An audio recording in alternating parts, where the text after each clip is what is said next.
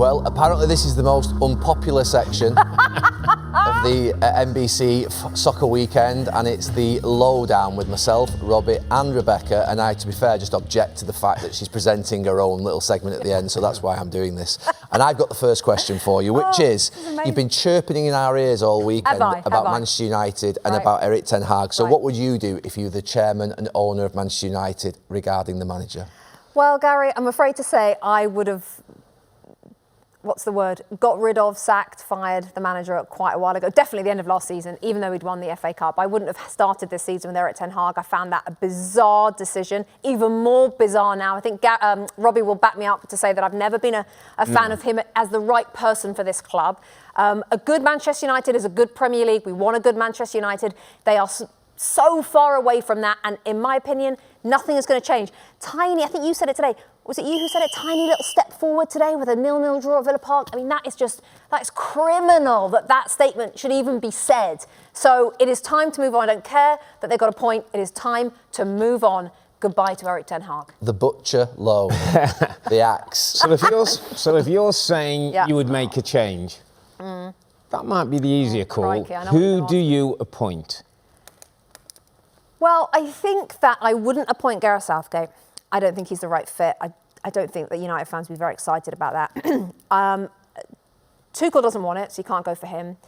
I quite fancy, I mean, they're never going to do it, and it would be a bit of a risk, but I don't hate like a De Zerbi or a Thomas Frank even. I don't hate that. I think it's a big risk, and if I was them, I probably wouldn't take it.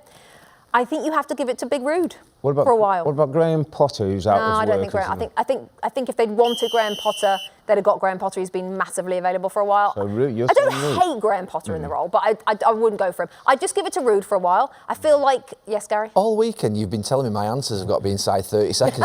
And you're gibbering on for about 5 minutes. Actually, that is a great point.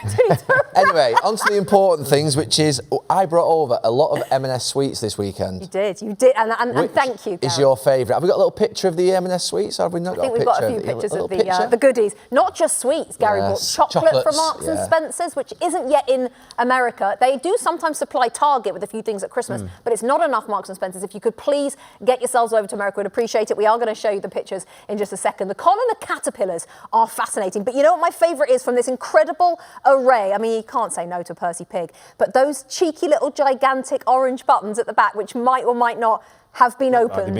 I mean, you can't stop at one. They are magic things. Magic things. So if anybody ever makes a trip to the United Kingdom, please go to Marks & Spencer's and bring me back a giant button. Rob? An orange Jaffa cake is overlooked as well. Oh yeah, orange Jaffa cake. Yeah, can't go wrong.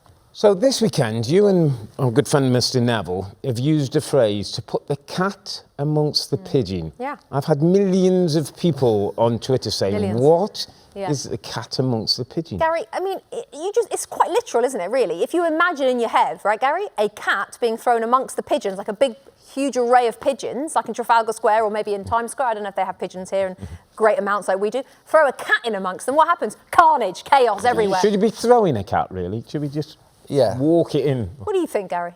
Say what you see. I wouldn't necessarily throw a cat, but you could place the cat in amongst the pigeons. Yeah, and then it just causes carnage and chaos. It's a good phrase, America. You feel free to use it at your next one. I've come inside 30 seconds. Last question, Gary. And finally, the Neville brothers have both blessed this chair. Blessed. Who do you like most? Which of the Neville brothers do you like most? Yeah. No, I'm not. You know what? I think I noticed there's quite a few times, and actually as the weekend grew deeper and you were more hours in, you became more like Phil.